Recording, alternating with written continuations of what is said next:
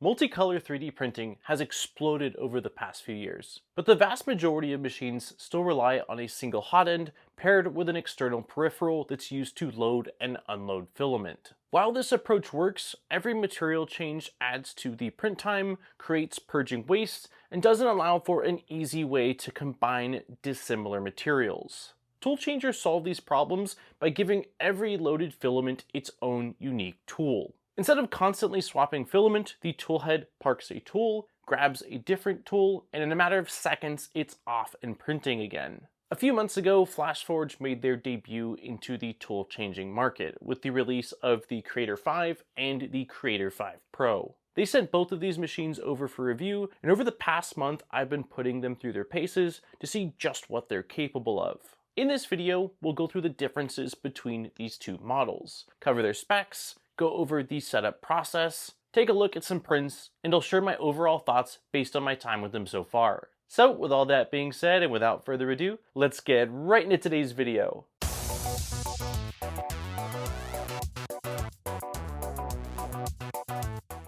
Normally, I would never combine two different printers into the same review, but in the case of the Creator 5 and the Creator 5 Pro, the majority of the specs are near identical. So we'll start with all of the things they share in common, and then we'll touch on the things that are unique about the Pro model. The Creator 5 is a Core XY 3D printer with a build volume of 256mm in X, Y, and Z.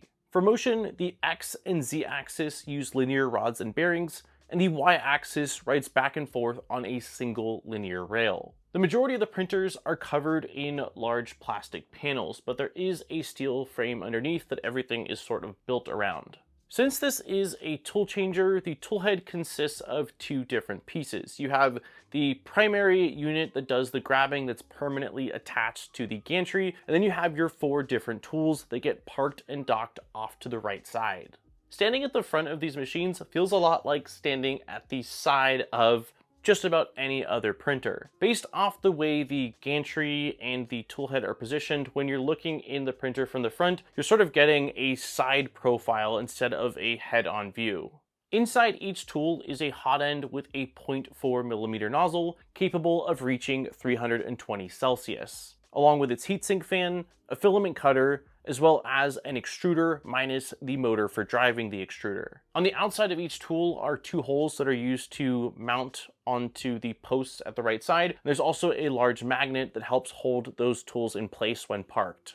Today's video is brought to you by MicroSwiss. Based in the US, MicroSwiss manufactures high-quality 3D printer upgrades, including extruders, hot ends, and nozzles for over 150 different models. I've been running their hardware in my machines for over 6 years, and have always been impressed by their meticulous attention to detail. Their newest line of drop-in hot ends called FlowTech features high flow, and its leak-proof design allows for cold nozzle swapping. From plated brass and hardened steel CM2 to CHT and Diamondback, they have nozzles available for any application. I'm getting really excited for the release of MicroSwiss's new Hyper CHT nozzle. The internal geometry of it delivers up to an 80% flow rate gain, helping you to print faster without compromising on quality. Links are in the description to find out more about the various upgrades they offer or to pick up your own. The arm on the right side of the tools is sort of dual purposed. If you engage it a little bit, then it releases the tension on the gears, which is what you'll need to do when you load filament into the tools. And if you press it all the way in, then the internal blade mechanism will cut any filament that's loaded, allowing you to then pull and unload your loaded filament. On the top of each tool is a status LED, and on the back side there is a triangular pin pattern. The grabbing portion or toolhead segment that's stuck permanently to the gantry contains the extruder stepper motor, the layer cooling fan laying flat at the bottom, as well as the mechanism that ties it to each tool. As far as I can tell, there are 3 alignment balls on the primary toolhead that then pairs up with the 6 pins on each of the tools. And then there's 3 additional metal balls inside of the toolhead that looks like they grasp onto the metal ring of the tool, securing it in place during printing. There's also a metal post sticking out the bottom of the toolhead that sort of gets used as a dummy nozzle for tool head offset calibration, as well as for homing the printer. Bed leveling is fully automatic and based off it using that pin or the nozzle of each tool. I believe it's using some form of a load cell or strain gauge. I just don't know for certain whether that exists inside of the toolhead or whether that's built into the build platform. The bed has a max temperature of 120 Celsius and rides up and down on 3 lead screws and 3 linear rods. This is driven by one stepper motor and a large belt that ties all of those lead screws together. It uses a magnetic flex plate system, and the printers ship with a dual-sided powder-coated PEI sheet. The bed plate fits into sort of a retaining lip at the back, which helps with reinstalling and aligning everything. And then at the right side, there is sort of a nozzle parking pad as well as a soft nozzle wiper. Other things worth pointing out inside the machine are a light bar on the left side for illuminating the work area, as well as a webcam inside the front left that allows you to monitor your prints. Interfacing with the Creator 5 is done using the 4-inch touchscreen located on the front. This does allow you to swivel it up or down depending on what sort of viewing angle you need, and other than me wishing it was just a little bit bigger, I didn't have any issues interfacing with the printer or setting my filament using that screen throughout my testing. For those of you who prefer to print without cloud or any sort of wireless connection, there is a full-size USB port located on the left side of the machine so that you can print completely locally.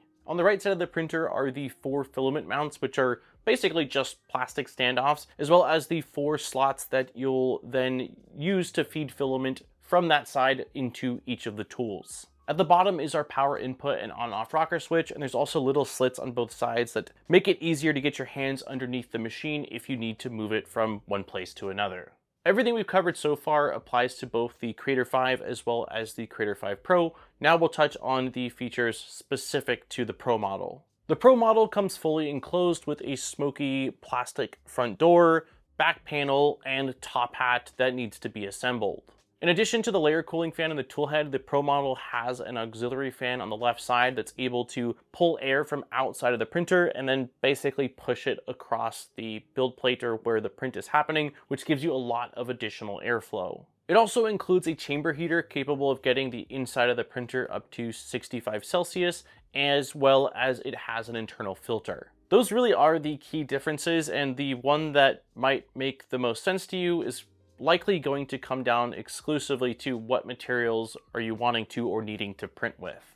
Since I haven't been inside of many tool changers, I was really curious to see sort of what was going on under the hood. So before I did any of the setup on the regular Creator 5, I took off the right side panel. Here I found the Z stepper motor, primary controller, and separate MOSFET board, along with the power supply. The power supply is a 24 volt, 150 watt unit. There's 2 fans for blowing air across the controllers or electronics, and there are plenty of available ports. My guess is that both printers are using the same controller, and I did want to check that, but my attempts at getting the right panel off on the Pro model just did not work. The printers came packaged nicely, and for being tool changers, the setup process is relatively simple. You'll start by removing the protective plastic and then removing all of the foam and accessories that come shipped inside of the machine.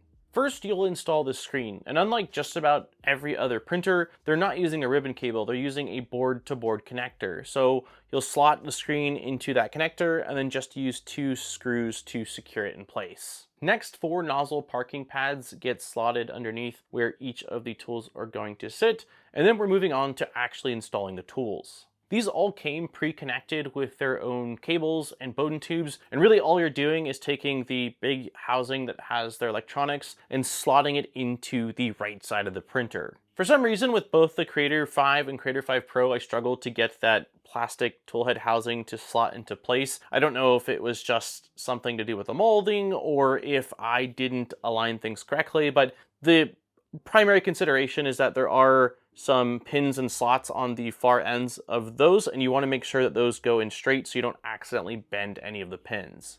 This whole assembly then gets secured with just a couple of screws, and then you need to remove the shipping screws that basically hold the build plate to the base of the printer. Then there's a couple of screws on the tool head before you mount all of the spool holders, which just slide into place, and then each one is held in place with a single screw. The only difference with the setup process between these two printers is that on the Pro version, you'll have to assemble the top hat. It's not difficult to assemble, but it's a little bit awkward, and I definitely installed some panels upside down the first time. So just pay attention to what you're doing, and it was helpful to me to have the top hat sort of leaning off of my work surface as I was assembling it. Once that's done, you're ready to power on the machine, and the screen will guide you through the initial setup process. This has you selecting your language, then optionally connecting it to your Wi-Fi network or the FlashForge app before it moves on to beginning the calibration process. This starts by homing the printer and then running a full bed mesh. Initially, I thought there was something wrong with the printer because it showed that the nozzle in the bed had reached temperature, but it just did nothing for 5 minutes. But after using these machines for a while, I've realized that if you do a bed mesh, that's just what it does. It gets to temp, it waits 5 minutes, and then it does the mesh. I asked FlashForge about this, and they said, yes, it's intentional, so that way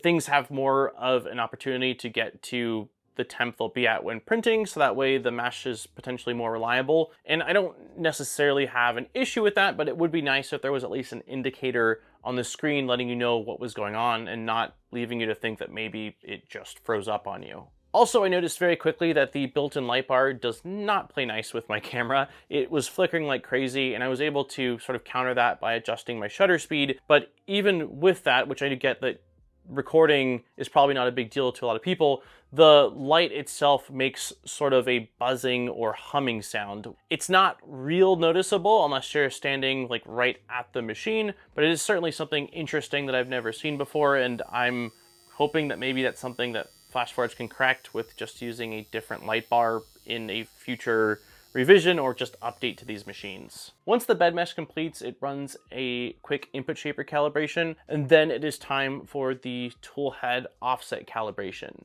This process is fully automated, and the screen will instruct you to remove that powder-coated PEI sheet, which exposes a round metal pad towards the back left of the printer. This is used for calculating all of the offsets. It basically uses that sort of dummy nozzle, as I'm calling it, to get a baseline Z, X, and Y value, and then it goes through and grabs each tool head and gets their X, Y, and Z value. This is by far the longest part of the calibration. I didn't measure how long it took, but if I had to guess, maybe 20-ish minutes roughly. The good news is that you should only have to do this one time at the beginning unless you run into some sort of an issue with your layer stacking between different tool heads, or if you do some sort of hardware change or maybe swap out a hot end, you might need to rerun through that calibration process. Before I ran my first print, I went ahead and updated the firmware. FlashForge had let me know in advance that they had done some optimization and changed some things like the purging location when you load filament or run the flow calibration. So I did that, and then I moved on to loading in 4 spools of voxel PLA. Loading filament into the Creator 5 is a pretty manual process. You'll place your spool on one of these spool holders, and you will, with your hand, push it into one of the slots to feed it all the way into the tool. Once you get it as far as you can go, then you'll need to use your other hand to basically engage the tension to loosen the tension on that tool and then push it the rest of the way in. Once you've done that, you'll go to the screen to the filament tab. You'll tell it which tool you want to load filament into, what the material is, what color it is, and then it will go through its loading process. The thing that I would love to see is the option to sort of queue up loading all the tools at once. So that way, if you say place 4 spools, do the whole manual pushing them into the tool head, that once it does the first tool, it just moves on to the second, the third, and the fourth. Right now, you have to do a tool at a time and basically wait for it to go through its process, which I think takes a couple of minutes. I, again, didn't exactly time it, but it's sort of a slow process, and I think that would just be a nice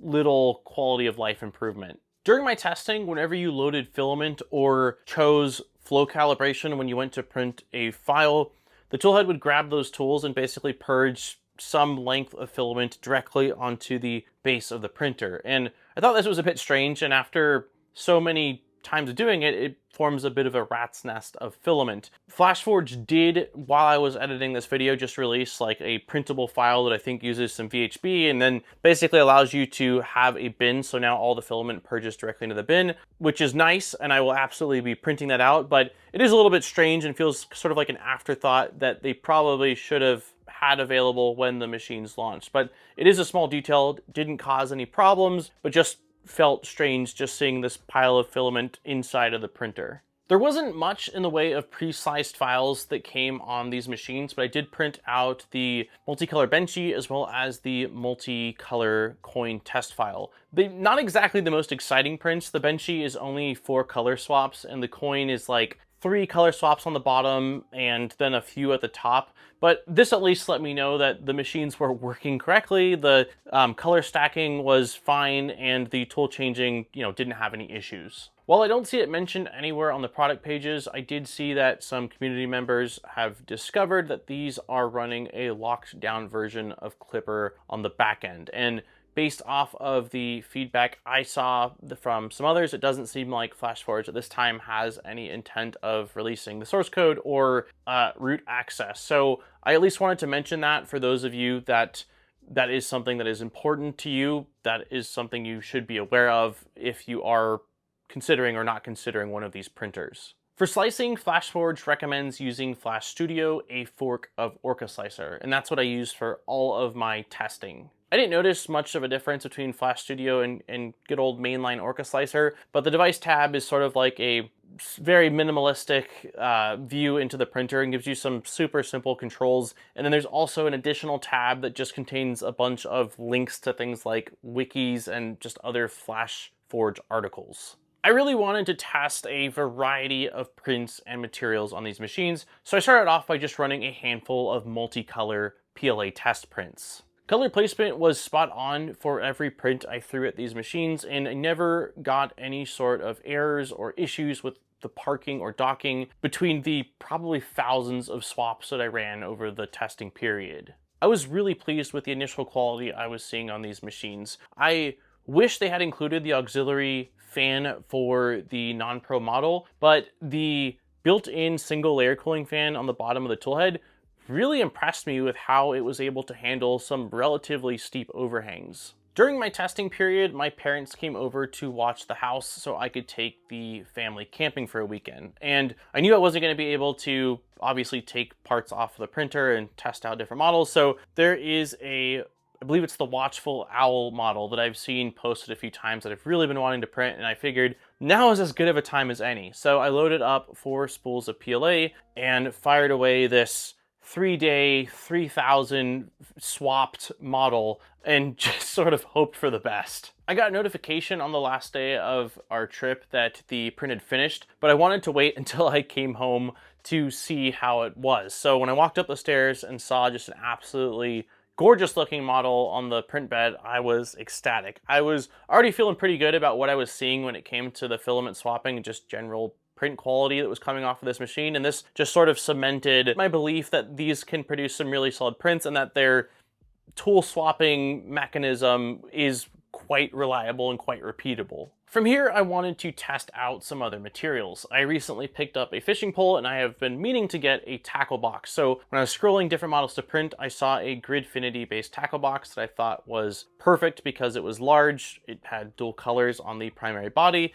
and I knew I wanted to print it out of PETG, so I fired it off. There was a bit of stringing on the retractions of the mesh, but the part printed successfully. The only real standout thing that I noticed was that where the mesh is, there's sort of this banding across the body of it, and I don't believe, based off everything I've seen, that it's something unique to the printer. I believe it's something to do with the particular model as well as the profile that could be tuned out by adjusting some of the slicer settings. Next, I moved on to the lid, and I just sliced this up, printed it out, and it completed, but when I took it off the build plate, I realized, wow, this needed a lot of supports, and I didn't even enable them. I also saw that on this sort of pretty small area where there was an extreme overhang, the lip just looked really, really bad. So I loaded in some PLA, printed out the supports in PLA and the primary model was PTG, I had 0 gap between the two. And then I also adjusted some settings. I think it was like layer height and maybe something with cooling to try to help that just rough looking overhang area before I printed out another version.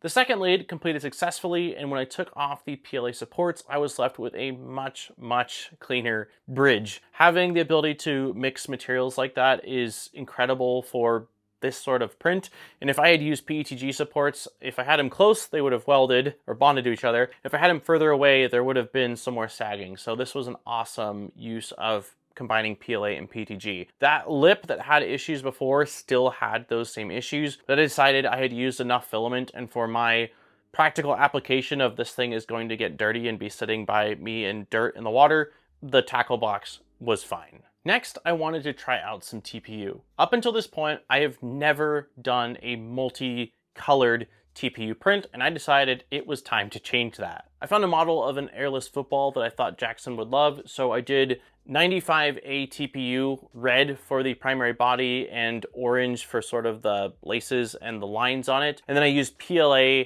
as the base as well as the support material for that TPU print. When the print started off, I was a little bit nervous because I hadn't done TPU on these printers and, like I said, hadn't done a multicolor TPU print, but it completed without any major issues. The only obvious defects, if we want to call it that, is that there is a lot of really fine stringing on the red filament. In the printer's defense though, I did dry out the orange filament before printing, but I had dried out the red TPU a couple weeks ago and just sent it, so I do believe that was part of the issue. Also, on the laces, the model, when I sliced it, wanted to add some supports, but I decided not to add those supports because I had concerns with how skinny the supports were going to be, that they could fall over and ruin the print. So I figured a little bit of sagging on those laces was probably a better trade-off than potentially having something that can cause a bigger problem with that print. Since the Pro model has an enclosure as well as a heated chamber, I wanted to make sure I tried a couple of additional filaments. If you saw my last video, I did a full sort of filament profile video on